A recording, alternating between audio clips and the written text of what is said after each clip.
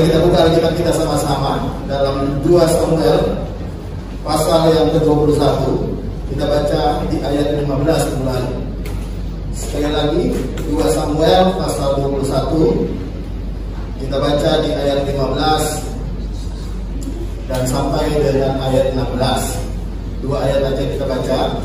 Firman Tuhan berbunyi demikian. Ketika terjadi lagi peperangan antara orang Filistin dan orang Israel, maka berangkatlah Daud bersama dengan orang-orangnya, lalu berperang melawan orang Filistin. Baca kalimat selanjutnya. Sampai Daud menjadi apa? Letih lesu. 16 terakhir. Isbi-Benob yang termasuk keturunan raksasa, berat tombaknya 300 sikal tembaga, dan dia menyandang pedang baru, menyangka dapat menewaskan Daud. Yang percaya firman Tuhan sama-sama katakan amin. Kalau saudara baca Alkitab, maka saudara akan tahu bahwa Daud sebenarnya sebelumnya pernah berperang dengan raksasa yang lain, dan kita kenal dengan nama siapa, saudara? Goliat. Nah, ada yang menarik begini. Sebenarnya Isbi-Benob dibandingin dengan Goliat itu jauh lebih luar biasa. Karena kalau saudara tadi perhatikan, ya, kalau saudara baca, Isbi-Benob itu tombaknya beratnya hanya 300 sikal. 1 sikal 11,4 gram, jadi kurang lebih 300, berarti kurang lebih 3,5 kiloan. Sementara Goliat itu berat tombaknya itu sekitar 600 sikal, atau 2 kalinya Isbi-Benob. Ya, 2 kalinya Isbi-Benob raksasa yang dicatat ini. Ya. Dan yang menarik begini, waktu Daud melawan Goliat dengan mudah dikalahkan. Tapi waktu Daud melawan Isbi-Benob, Daud hampir aja tewas, hampir aja mati, dibunuh oleh Isbi-Benob. Nah, yang menarik adalah begini, kenapa pada masalah yang lebih besar Daud itu bisa mengalahkan, bisa mengatasi? Kenapa kemudian masalah yang tanda kutip lebih kecil Daud tidak bisa mengatasi? Bukankah kita juga sama demikian? Kadang-kadang kalau saudara lihat ke belakang, sebenarnya ada banyak masalah yang hari ini kita hadapi, ada banyak masalah yang hari ini kita sedang lewati, sebenarnya jauh lebih ringan dibandingin dengan masalah yang dulu mungkin pernah kita alami. Ada orang berkata, Pak, bisnis saya mulai dari nol, Pak. Ada juga orang berkata, bisnis saya mulai dari minus. Ya, kalau Anda bisa lalui awali dari nol, bahkan dari minus karena mulai dengan usaha utang, kenapa hari ini Anda yang tidak nol, bahkan tidak minus, ada banyak orang sudah tidak kuat dengan apa yang dia hadapi hari ini? Jadi kalau saya perhatikan, sebenarnya bukan masalah besar atau kecilnya masalah kita, tapi sebenarnya bisa menunjukkan ada satu hal yang perlu kita perhatikan, bahwa sebenarnya sekali lagi, masalah besar, masalah kecil sebenarnya sama saja. Semuanya harusnya kita bisa atasi, harusnya semua kita bisa lewati. Katakan amin. Karena Tuhan pernah berkata begini, ya, segala perkara dapat kita tanggung di dalam Tuhan yang memberikan kita apa? Kekuatan. Jadi Anda itu kuat bukan karena Anda, tapi ada Tuhan di dalammu. Dan yang kedua, Tuhan pernah bilang begini, pencobaan-pencobaan yang kamu alami ialah pencobaan yang biasa. Yang kenapa dikatakan biasa? Karena kita berkata tidak melebihi kekuatanmu. Berarti apapun yang kau hadapi hari ini, Alkitab berkata Tuhan tidak akan pernah mengizinkan melampaui kekuatanmu. Tapi kemudian kenapa kita merasa, Pak, tapi saya berat loh hari ini, Pak, khususnya di masa pandemi ini, Pak, khususnya hari ini, Pak, berat rasanya, Pak. Saya mau beritahu bersama, sekali lagi bukan masalah besar, berat atau gimana, tapi sebenarnya ada satu hal yang tadi saya akan tunjukkan. Kenapa Daud ketika melawan Goliat dia bisa atasi sesuatu yang lebih besar, dan melawan Isbi-Benob dia hampir mati, ditewaskan. Kalau saudara perhatikan kembali di ayat 15, ternyata begini. Lihat ayat 15. Ketika terjadi lagi peperangan antara Filistin dan orang Israel, maka berangkatlah Daud bersama-sama dengan orang-orangnya, lalu berperang melawan orang Filistin, sampai Daud menjadi apa? Letih lesu. Alkitab tidak pernah berkata Daud itu lemah. Enggak. Tidak pernah Alkitab berkata Daud itu tidak kuat menghadapi Isbibenob. Tidak. Tapi Alkitab berkata Daud letih lesu. Nah, saya mau beritahu satu kebenaran ini. Kadang-kadang kita merasa tidak kuat. Sebenarnya bukan tidak kuat, kita cuma capek aja. Bisa bilang amin? Sebenarnya bukan Anda yang kuat, Anda cuma lelah aja. Dan perhatikan baik-baik. Kadang-kadang kita merasa lelah, tapi kemudian kita ngaku kita nggak kuat. Sebenarnya Anda kuat. Nah, banyak orang tidak bisa membedakan antara lelah dengan lemah. Ya kan? Banyak orang tidak bisa membedakan antara lelah dengan lemah. Sebenarnya begini, masalah utama kita bukan masalah kuat. Masalah utamanya kita adalah seringkali kita lelah, capek. Dan perhatikan baik-baik, kalau Anda lelah, itu berbahaya sekali. Kalau saudara baca dalam Alkitab, saya mau kasih contoh dalam Alkitab. Lihat dalam Kejadian pasal 25. Ya, Kejadian pasal 25 ayat 29. Ada seorang yang lelah, kemudian mengakibatkan banyak hal yang kemudian rusak dari hidupnya karena dia lelah. Lihat ayat 29. Pada suatu kali Yakub sedang memasak sesuatu, lalu datanglah Esau dengan lelah dari padang. Alkitab tidak mencatat datanglah Esau dengan lemah, tidak, tapi dia lelah. Kata Esau kepada Yakub, berikanlah kiranya aku menghirup sedikit dari yang merah-merah itu, karena aku lelah, bukan lemah, tapi lelah. Itulah sebabnya namanya disebut Edom. Edom artinya merah. Ketika kata Yakub, juallah dahulu kepada Tuhan kesulunganmu. 22, saud Esau, sebentar lagi aku mati. Kenapa dia rasa mau mati? Karena dia tidak tahu mana lelah, mana lemah. Apa gunanya bagiku hak kesulungan itu? Lalu saudara tahu kisah selanjutnya, Esau menjual hak kesulungannya kepada Yakub. Kenapa Esau menjual hak kesulungannya? Karena dia berkata, aku lelah, sebentar lagi aku mau mati. Kalau saudara ada orang ngomong aku mau mati, itu desperate, itu putus asa. Nah, banyak orang hari ini hadapi masalahnya yang putus asa. Mereka pikir mereka lemah. Anda nggak selemah itu, bro. Bisa bilang amin? Anda nggak selemah itu. Ada Tuhan di dalammu. Kalaupun hari ini kau rasa berat, coba cek. Jangan-jangan engkau hari ini lagi lelah. Lelah hadapi kehidupan, lelah dalam banyak hal. Kalau lelah fisik gampang, kita tidur selesai, betul nggak?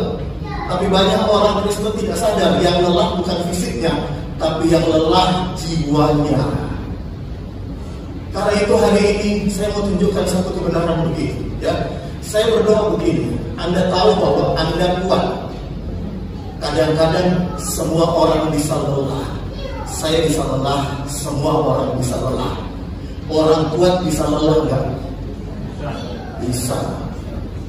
Tapi bukan berarti ketika dia lelah kekuatannya menurun, bukan. Tapi sebenarnya dia lelah aja, kekuatannya tetap sama. Dia hanya butuh rest, dia hanya butuh istirahat, selesai masalah. Dan hari ini saya percaya kita hanya butuh rest. Amin. Jangan desperate dengan putus asa. Sudah lemah, besok tahan, aku kuat, aku gak kuat, Pak. Ya wes, Pak. Ya wes, gak usah lagi, Pak. Gak kuat aku. Tidak, Anda cuma lelah. Nah, kenapa dikatakan Daud itu bisa menjadi lelah? Kalau saudara baca dalam Alkitab, coba lihat bersama-sama kembali di dalam 2 Samuel 21 tadi. Lihat ayat 15. Kenapa Daud jadi lelah? Ayat 15. Ketika terjadi, sekali lagi, ayat 15.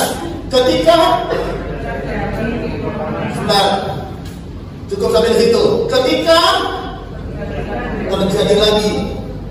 Sekarang ayat 18. Ayat 18. Ayat 18 berkata gini. Sesudah itu terjadi lagi. Ayat 19. Ayat 19. dan terjadi lagi. Ayat 20. Lalu ayat 20, lalu terjadi lagi. Kalau saudara perhatikan ayat demi ayat dalam satu perikop ini, berulang-ulang disebut terjadi lagi, terjadi lagi, terjadi lagi, terjadi lagi. Sebenarnya kenapa Daud menjadi lelah? Karena begini saudara ya. Ada banyak hal yang kita hadapi itu sebenarnya bukan masalah berat. Cuma yang menjadi berat sehingga kita lelah karena bolak-balik terjadi lagi. Betul nggak? Beberapa istri berkata, Pak, suami saya terjadi lagi, Pak. Selingkuh lagi, Pak. Terjadi lagi. Ada beberapa orang berkata, Pak, istri saya, Pak, saya nggak tahan kenapa. Terjadi lagi, Pak. Terjadi lagi. Ada orang tua berkata, Pak, anak saya loh, Pak, dulu jual barang, Pak, gak ngomong saya. Sekarang terjadi lagi. Terjadi lagi, terjadi lagi, terjadi lagi. Dan saya mau beritahu buat saya, ya, setan itu pintarnya begini, ya. Dia tidak berikan Anda masalah yang hebat. Dia cuma bisa berikan Anda masalah yang diulang-ulang yang sama sampai Anda jadi lelah. Dan kalau Anda udah jadi lelah, waktu dia gampang sekali menyerang Anda, menjatuhkan Anda. Makanya begini, ketika Anda lihat satu kehidupan, satu masalah, Pak, kok ini bolak-balik terjadi ya, Pak? Ada orang berkata begini kepada saya, Pak, masalah rumah tangga saya itu dari dulu sama, Pak. Masalah duit. Bojoku loh, Pak, pelit, Pol. Yang punya bojo pelit, jangan bilang amin. Kok kerumunan tidak enak, betul kan? Apalagi bojoku ada di sebelahnya. Yang gak punya suami, yang gak datang, gak apa-apa, bilang amin kencang ya, gak apa-apa. Ya, gak bercanda aja. Ada orang berkata, Pak, masalah saya dalam suami, dalam rumah tangga saya sama, Pak, itu toh bolak-balik. Suami saya malas. Ada orang berkata, Pak, masalah saya dalam rumah tangga itu bolak-balik itu, Pak. Bojoku boros, Pak, istriku boros. Beli barang branded semua dan gak dipakai. Boros, Pak. Dan itu terjadi lagi, terjadi lagi, terjadi lagi, terjadi lagi, terjadi lagi, terjadi lagi. Nah, kalau saudara hari ini berkata, Pak, saya hadapi masalah kok terjadi lagi, Pak, ya. Masalah sama. Anda mesti hati-hati dan Anda mesti aware. Kenapa aware? Karena begini, ini salah satu siasat setan. Dia berikan Anda masalah yang sama, sehingga Anda jadi lelah. Dan waktu Anda jadi lelah, biasanya orang gampang nyerah. Wis Pak, rumah tangga aku wis kayak gini, Pak, wis kalau mau kerja dia wis lelah. Mulai pakai lelah hati. Mulai nyanyi. Ya. Banyak orang tidak sadar bahwa sebenarnya dia lelah hadapi masalah yang sama terus-menerus. Karena itu hari ini saya mau beritahu, Daud bukan lemah. Daud cuma lelah. Dan saya mau beritahu, dari tempat ini saya lihat wajah orang-orang kuat. Amin. Cuma lelah saya nggak tahu, karena mungkin makeupnya tebal ketika ketok. Tapi saya mau beritahu, banyak orang lelah dengan masalah yang terjadi berulang-ulang.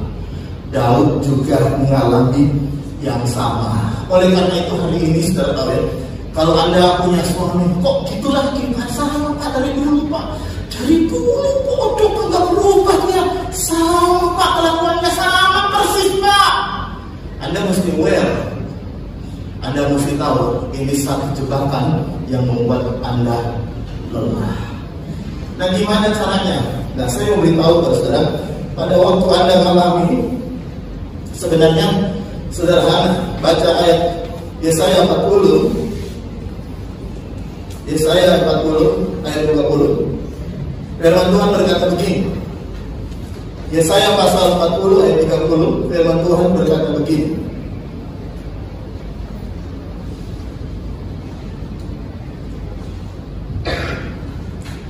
lebih bagus kita baca di dalam ayat yang ke-28 lebih dulu. 28 berkata begini. Saya baca. Tidakkah kau tahu dan tidakkah kau dengar, Tuhan ialah Allah kekal yang menciptakan bumi dari ujung ke ujung. Perhatikan, Tuhan itu Ia tidak menjadi dan tidak menjadi lesu, tidak terduga pengertiannya. Saya tertarik ayat ini karena ayat ini berkata Tuhan itu tidak menjadi lelah. Kalau Anda jadi lelah, maka Anda mesti gini, lihat dirimu. Tuhan aja gak lelah lihat kita loh. Amin besok ini. Siapa yang menyadari bahwa hidup kita ini kadang tanpa kita sadar juga bolak-balik lakukan hal yang salah? Betul. Kalau Tuhan lelah dengan kita, habis kita. Kita aja hari ini bisa ada, itu bukan karena kita yang baik, tapi karena Tuhan yang baik. Tuhan gak pernah lelah lihat kita. Kita bolak-balik juga bikin masalah dengan Tuhan. Bisa bilang amin dan amin. Tapi saya mau beritahu, ketika Anda lelah lihat masalah yang terjadi berulang-ulang, Anda mesti lihat dirimu. Dirimu ini tanpa sadar sebenarnya kita juga bikin banyak masalah yang berulang-ulang. Kadang-kadang kita ini selalu cuma lihat orang lain loh yang bikin salah berulang-ulang. Tapi tanpa kita sadar, kita loh banyak bikin salah juga berulang-ulang. Sedang siapa yang menyadari bahwa kita sendiri juga kadang-kadang banyak bikin salah berulang-ulang. Banyak istri berkata kepada suaminya, kau bikin salah berulang-ulang. Mungkin tidak sadar bahwa istrinya sebenarnya juga bikin salah yang berulang-ulang loh. Cuma beda versi, betul gak? Beda versi. Kita ini kadang menyoroti orang dengan versi menurut kita benar, kita soroti dia yang salah. Tapi kalau kemudian orang lain mensoroti kita mau justru banyak salahnya. Yang setuju bilang apa? Karena itu begini. Saudara ingat waktu Tuhan Yesus ada mendapati dibawa seorang penjina dalam Yohanes 8 kepadanya. Lalu orang-orang berkata begini, menurut hukum Musa, perempuan yang berzina ini harus dilempari batu. Lalu kemudian Tuhan Yesus ngomong satu kalimat yang sederhana. Tuhan Yesus berkata begini dalam Yohanes pasal 8 itu. Dia berkata begini, siapa yang tidak berbuat dosa, lempar batu lebih dulu. Dan Alkitab berkata, yang tua lebih dulu pergi. Ya kan? Tunjuk kan Yohanes 8. Tolong cari. Coba dicoba. Lebih duluan pergi. Setelah tahu kenapa? Karena mereka juga sadar diri. Ahli Taurat orang Farisi aja tahu diri. Tapi coba kalau perempuan itu dibawa ke gereja, mati gak dia? Mati. Karena saya beritahu, ini yang saya cerita di gereja orang lain. Gereja sini nggak ada kayak gitu. Katakan amin. Kalau saudara tahu, kalau dia dibawa ke sini, mungkin dia lebih dulu mati. Karena banyak orang akan lempar batu. Kenapa banyak orang lempar batu? Orang berkata gini, loh saya nggak berzina, makanya saya berhak lempar batu. Betul, Anda nggak berzina, tapi bukan Anda juga punya banyak kesalahan yang lain. Karena itu hari ini saya mau beritahu, kalau Anda lelah dengan kehidupan, hadapkan dirimu ke Tuhan. Jangan hadapkan dirimu ke orang lain. Karena orang lain mungkin kau bisa lebih hebat dari orang lain. Tapi dengan Tuhan, tidak ada orang yang bisa mendapatkan kehebatannya, kebaikannya di hadapan Tuhan. Semua kita sama bolak-balik menyakiti hati Tuhan. Semua kita sama. Cuma karena ini saya beritahu, Tuhan itu sahabat, gak pernah capek hadapi kita. Bisa bilang amin. Tuhan gak pernah capek hadapi. Makanya hari ini, saudara tahu, ada banyak orang dulu pernah nggak setia. Coba supaya nggak setia, Tuhan berkata, "Wes, gak usah temani." Tapi Tuhan, Dia bukan Tuhan yang begitu. Makanya Tuhan Alkitab berkata Dia disuruh cari orang-orang yang berdosa. Kenapa? Karena Dia nggak lelah dengan orang berdosa. Hari ini kalau Anda lelah dengan orang berdosa, lihat dirimu, lihat diri kita sama-sama, dan kita berkata, sesama orang berdosa dilarang saling mendahului. Saya bilang amin. Kita loh nggak sempurna. Kita harus lihat Tuhan. Dan lihat yang berikutnya. Lihat. Ayat nomor 9. Dia memberi kekuatan kepada yang lelah. Dan yang Yesaya 40 ayat 29. Yesaya 40 ayat 29. Lihat. Dia memberi kekuatan kepada yang lelah. Kenapa Dia bisa memberi kekuatan kepada yang lelah? Karena Dia sendiri tidak pernah lelah. Dan semangat kepada yang tidak berdaya. Orang-orang muda menjadi lesu, lelah dan lesu karena teman jatuh tersandung. Tetapi orang-orang yang menanti-nantikan Tuhan, ada sama-sama mendapat kekuatan baru. Mereka seumpama raja wali yang naik terbang dengan kekuatan sayapnya. Perhatikan kalimat selanjutnya. Dan tidak, mereka berlari dan tidak menjadi lesu. Mereka berjalan dan tidak menjadi lelah. Ayat 31 berkata begini, Tuhan itu pengen, kalau Dia tidak lihat Tuhan tidak pernah lelah, Tuhan pengen kita datang dekat kepada Dia dan dinantikan Tuhan. Dan kalau kita berkata ketika engkau datang dekat menantikan Tuhan, Tuhan memberikan engkau kekuatan. Banyak orang lelah dengan suaminya malah curhat merono-merono. Banyak orang lelah dengan istrinya malah curhat merono. Saya beritahu, kalau engkau lelah dengan suamimu, lelah dengan istrimu, datang sama Tuhan. Bisa bilang amin. Engkau lelah dengan bisnismu, lelah dengan pekerjaanmu. Pak, masalah kerjaan saya terjadi lagi, Pak. Dulu aku ditipu orang, sekarang kok aku ketipu lagi. Kok boleh-boleh sama, Pak? Besok aku gak kuat, Pak. Datang ke Tuhan. Bisa bilang amin.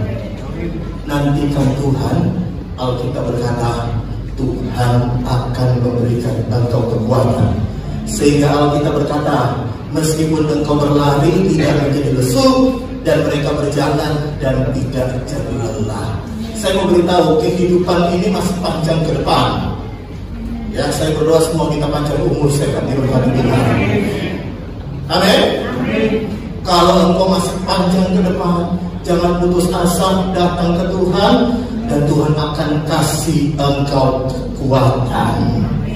Karena itu hari ini saya mau beritahu, hari-hari ini kita cuma perlu satu, banyak doa, banyak tenang di hadapan hadirat Tuhan.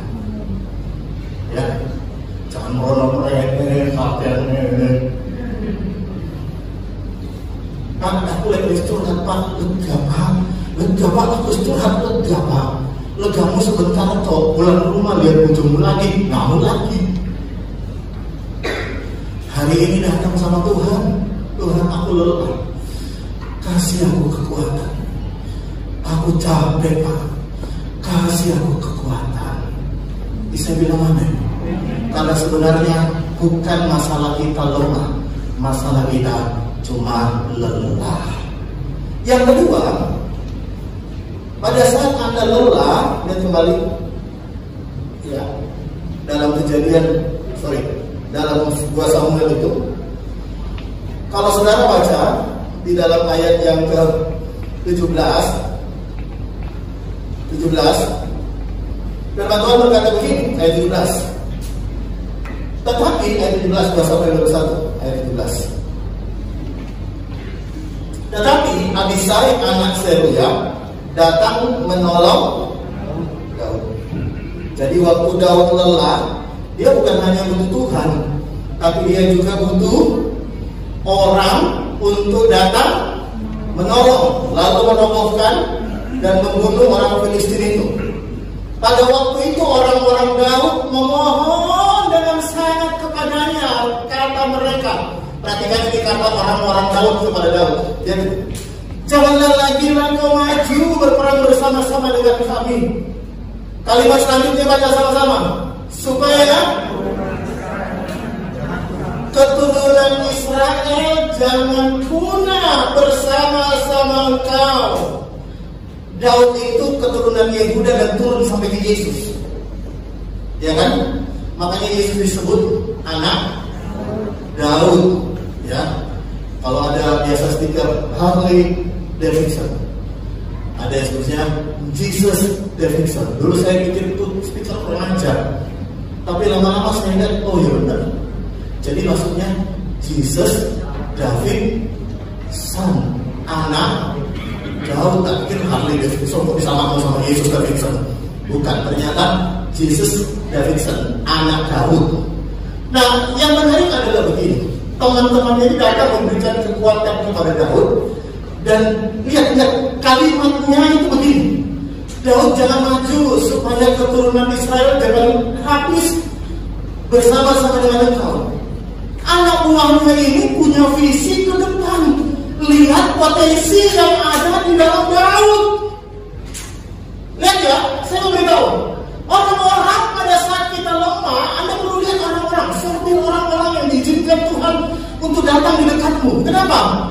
Anda harus dekat dengan orang-orang yang mengerti visi Tuhan, rencana Tuhan atas hidupmu. Orang-orang ini bilang begini, nanti keturunanmu akan habis bersama-sama dengan engkau.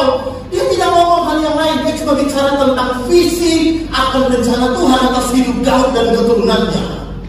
Saya mau beritahu, banyak orang itu datang kepada kita ketika kita lelah. Nasihatnya bukan nasihat visi rencana Tuhan, tapi nasihatnya buat Anda nyaman aja. Betul gak? Berapa banyak orang datang, Pak, bojoku kayak gini, Mas katanya itu saya ayu dan full press body. Bojoku wis gembrot gini, tinggalin aja. Iya, aku saya ayu. Saya ayu. Umur berapa sampean? 40. Hari ini pasangan 40-an lagi rame. Lagi dicari orang. Ini banyak kisahnya hari 40-an. Karena 50-an, yang 50-an hari ini baca yang jadi duda. Cari 40-an. Dan 30-an terlalu jauh. Pasangan lagi rame loh. Tinggalin bojomu. Saya mau beritahu, aku 50-an gimana Pak? Masih bisa kayu dengan doanya. Udah diskon 50%. Enggak, bercanda aja. Bercanda sih. Tapi yang saya mau bilang begini, kadang orang datang kepada kita, dia nggak pernah lihat visi Tuhan atas hidup kita. Betul nggak?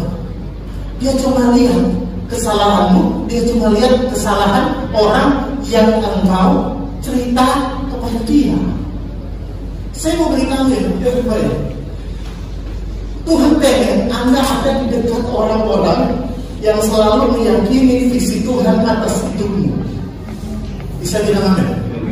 Pada saat Anda susah, Anda datang ke orang, lalu Anda lagi curhat tentang masalah ekonomi, Pak, masalah bisnis saya kayak gini hari ini.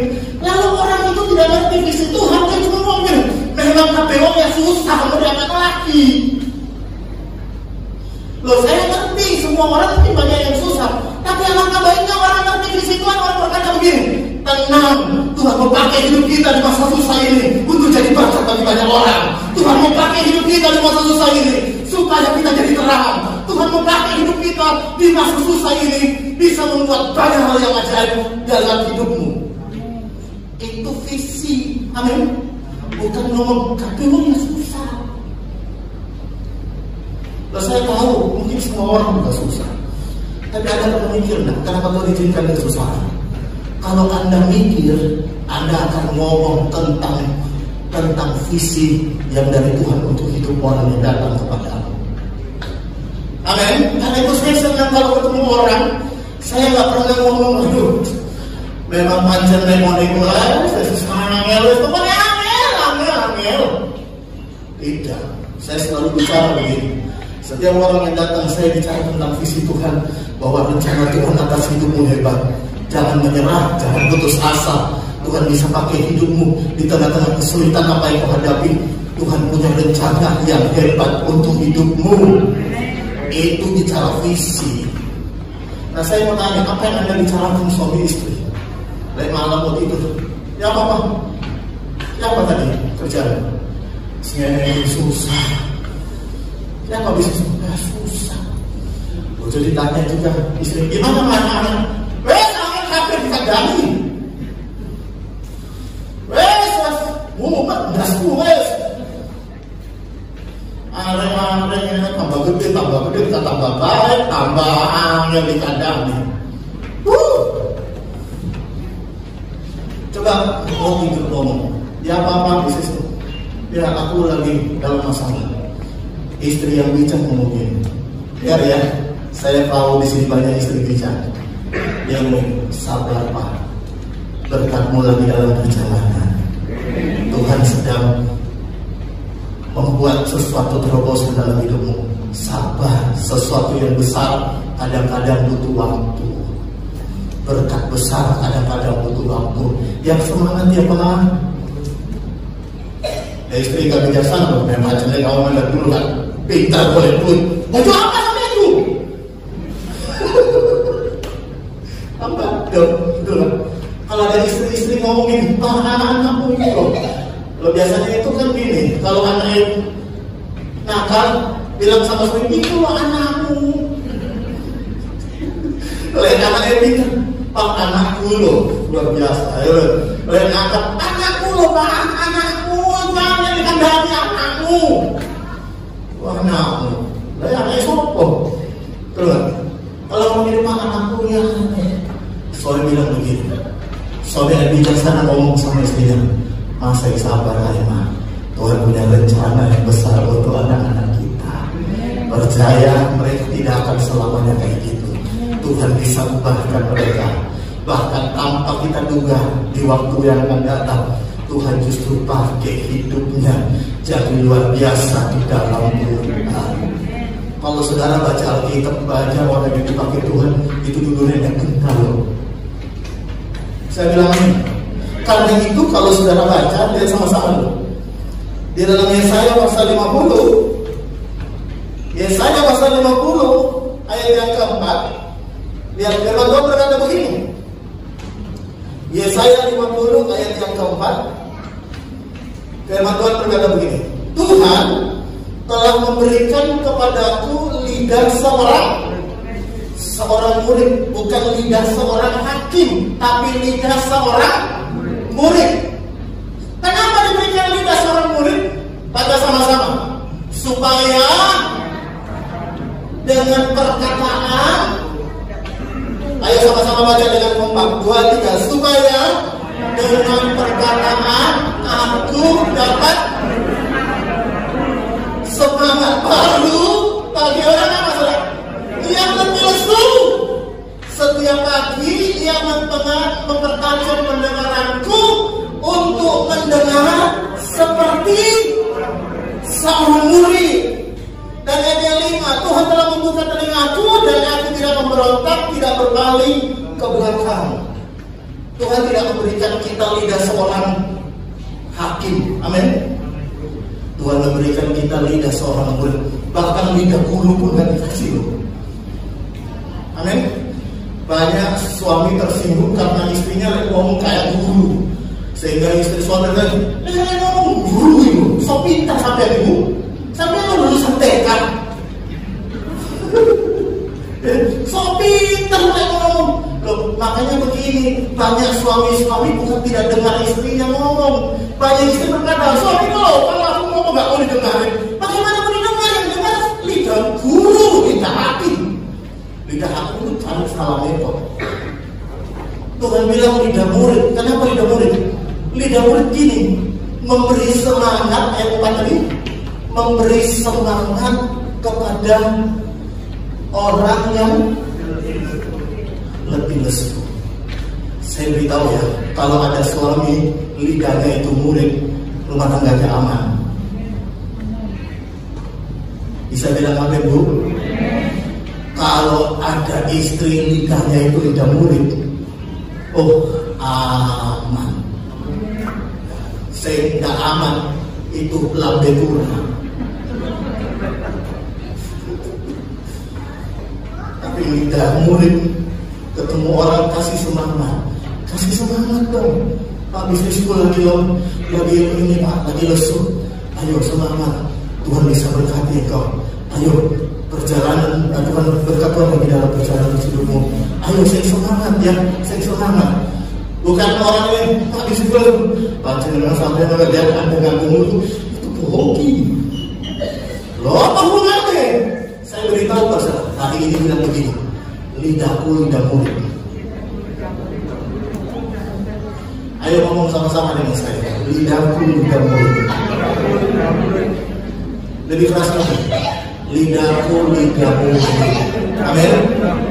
Kalau aku ngomong, kata-kataku itu memberi semangat.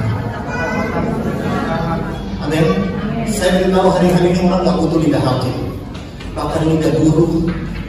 Saya hari ini hanya menyampaikan sesuatu yang menjadi isi hati Tuhan, karena saya tahu hari ini, di tengah-tengah hari ini, Tuhan cari, Tuhan mau pakai lidah-lidah murid. Amin. Di mana Anda berada, kasih semangat dong. Amin. Kasih semangat. Orang kalau nggak ke gereja, sekarang tahu ya, lalu usahanya mungkin sepi, lalu dia nggak ke gereja, jangan datang mungkin. Usahamu sepi hari ini ya, itu kenapa nggak ke gereja? Nanti ngomong, lewat nggak ke gereja lagi, lentekan. Jangan. Bisa bilang amin. Hari ini bilang gini, ayo ke gereja. Di gereja Tuhan mau berkati engkau, Tuhan mau pulihkan engkau. Amin. Jangan datang orang sakit-sakit ya. Ini mesti sakitnya, sekarang masih jurus pakai. Ayo, saya beritahu harus kau dengar baik.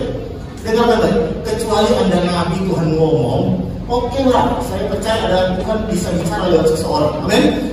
Tapi saya mau beritahu, kalau Anda bukan nabi, jangan jadi nabi palsu untuk orang lain. Bisa bilang amin, kalau Anda bukan nabi, jangan jadi nabi palsu untuk orang lain. Itu pasti dosa banget itu. Dosa banget. Itu nabi palsu. Jadi kalau ada orang datang kepada Anda, dan kalau dia tidak punya berapa nabi, bilang nabi palsu. Sampai saya ngajak, bilang pakai yang macam. Karena saya mau beritahu kepada saudara dengar yang baik. Tuhan pengen pakai lidahmu jadi lidah murid, memberi semangat. Amin. Yang sakit datang dan berkata begini, percaya Tuhan Yesus bisa tolong engkau, percaya Tuhan Yesus bisa sembuhkan engkau. Yang rumah tangganya lagi kacau, dibilang lebih percaya Tuhan mengasihi juga suamimu, Tuhan juga mengasihi istrimu, Tuhan bisa pulihkan rumah tanggamu. Yang anak-anak yang berkata, anak saya nakal, percaya Tuhan bisa pulihkan. Ada banyak orang nakal kemudian diubah Tuhan, anakmu juga bisa diubah Tuhan. Kalau kau lagi dalam bisnis terpuruk hari ini, datang sama Tuhan dan bilang begini, tenang aja, Tuhan itu rajanya buat mujizat. Dia bisa buat 5 roti dan 2 ekor ikan untuk cukup 5.000 orang. Dia juga bisa buat mujizat dalam usaha pekerjaanmu. Karena itu kalau hari ini kau letih lesu, 2 hal yang saya bagikan. Jangan jauh-jauh dari Tuhan. Datang nantikan Tuhan. Yang kedua, kalau kau lesu, berkumpullah dengan orang-orang yang punya lidah murid. Amin. Lihat kanan kirimu, meskipun pakai masker, tapi kau bilang lidahmu kayak lidah murid. Bisa bilang amin? Ya meskipun rekor-rekor nggak apa-apa, tapi rekor-rekor nggak apa-apa. Itu tinggal di iman. Katakan amin. Yang percaya kebenaran Tuhan Yesus.